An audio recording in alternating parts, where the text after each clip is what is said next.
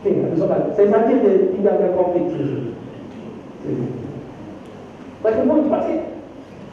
Orang yang hantar mikrofon pun, ya Allah, berhiaslah sikit. Okey, silakan. Assalamualaikum. Ustaz, saya ada satu soalan. Soalan itu saya pernah berdebat dengan anggota polis tempat saya kerja, di mana tanggungjawab masak dia mengatakan tanggungjawab seorang sebagai isteri, dan mengatakan tak masuk syurga seorang isteri apabila tak mematuhi arahan suami. Tapi saya bagi pencerahan pada anggota itu bukan tanggungjawab seorang isteri, iaitu tugas masak. Jadi mohon pencerahan dari Ustaz. Roger, saya setuju dengan Puan. Saya jawab terus, Pak Kita sama. Okey.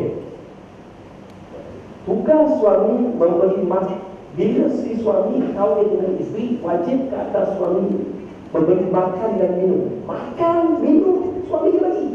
Maknanya, siapa kira tugas memasak? Suami. Kalau suami balas masak, isteri dia komplain. Dia yang ibu balik pisang makan. Sebab pisang tak payah masak. Faham? Itu sudah. Dah. Apa ni? Besar kahwin dan apa? Pisang. Hari ini pisang malas, besok dah lagi. Lusa pun kita. Jawapan dia, tugas memasak adalah pada suami. Memberi makan dan minum pada suami. Wajib pada suami. Tetapi wajib pada isteri. Bila suami semua, isteri masak. Yang kerja masak-masak ini awak tak. Saya cari rezeki, bagi duit, awak pergi barang, awak masak. Faham kan? Jadi wajib bila suami suruh wajib. Tapi wajib pada suami memberi makan dan minum pada isteri. Jadi pengajaran dia, tolong patuh pada suami. Orang perempuan masuk syurga senang. Pertama, jaga Allah dan Rasul. Kedua, jaga suami. Nombor tiga, jaga mulut atas dan bawah. Cukup, selesai. Mulut jangan cakap jahat-jahat.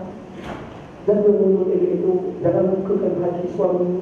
Jangan lukakan mak mentua. Jangan luka. Mulut ni lebih tajam daripada pisau.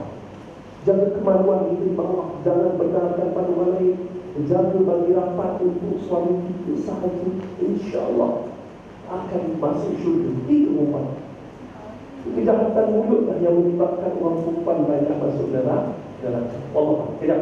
Soalan yang pun memang cantik. Cuma saya nak pesan satu kali lagi. Si suami sekali-sekala cubalah masak untuk isteri. Macam saya memang bos. Saya memang betul-betul. Saya selalu masak telur rebus. Air tolong-tolong je lah. Nasi goreng dengan dan sekali-sekala lah. Setahun sekali dia suap kat isteri. Suap kat isteri. Setahun saya cukup. Lepas syarat berkhidmat pada isteri. Okay lah. Jom, rasa dia orang ada soalan lain, silakan. Silakan. Lagi pun. Come.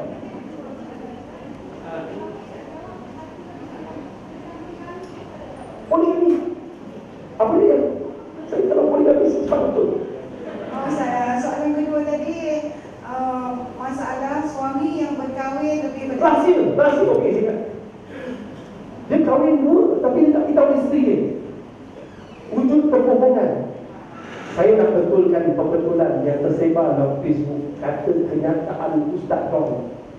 Kalau orang lelaki itu mengaku dia bujang, sedangkan dia dah berkahwin, jatuh talak satu pada isteri dia. Ini perbohongan.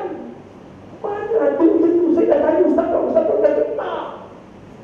Orang kering, penipuan, hati-hati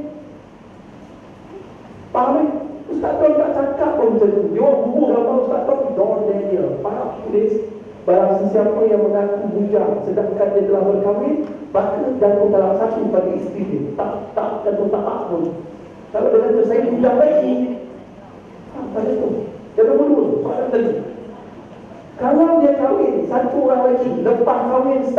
dia beritahu isteri dia, lambat tu beritahu. Maka ketika tu tak ada talak, cuma penipu dosa itu saja. Dan kita balik pada kemudaratan yang lebih besar, nak bercerai-berai ataupun nak kemudaratan yang kecil, menipu. Dia kahwin dulu, tak ada masalah, sebab kahwin itu sunnah.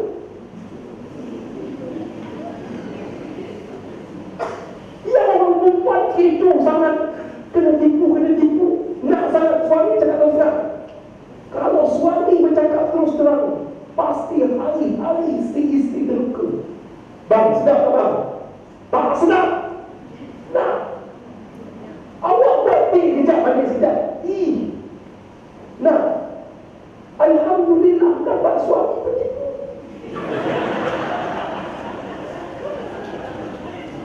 Kalau tak dapat suami penipu, teruk tuan-tuan. Bang, cantik tak bang? Tinggilah. Syukur dapat suami penipu. Balik buat sujud syukur. Kenapa suami menipu anda? Dia dah berkahwin seorang lagi, kenapa dia menipu anda? Ada sebab apa? Jaga hati mata. Sebab dia sayangkan anda, dan dia sayangkan seorang lagi, dan dia sayang seorang lagi. Kalau dia tak puas hati, bila-bila dia cerai. Balik pergi tengok Astro First, Cinta Paling Aku, Aaron Aziz tu. Tengok, baru faham. Kenapa? Tapi Aaron Aziz dia hidup terus terang, dia nak kahwin. Itu jadi masalah ni. Orang lelaki ni penyelesai masalah pasal dia itu. Yang berbang sambut anniversary. Pernah ada kes yang saya counseling Datuk. Sambut satu anniversary, dia sambut anniversary. Siang tu sambut anniversary 10 tahun berkahwin dengan isteri. Malam tu dia nikah seorang lagi. Ini ada lelaki yang adil ni. Dia adil perasaan tu sama lagi. Dah, tuan-tuan dan puan, ini muslimat. Jawapan saya mudah. Dia menipu, bukan tipu sunat. Tipu sunat dia ada dalam Islam, tetapi yang dia haruskan adalah tipu halus.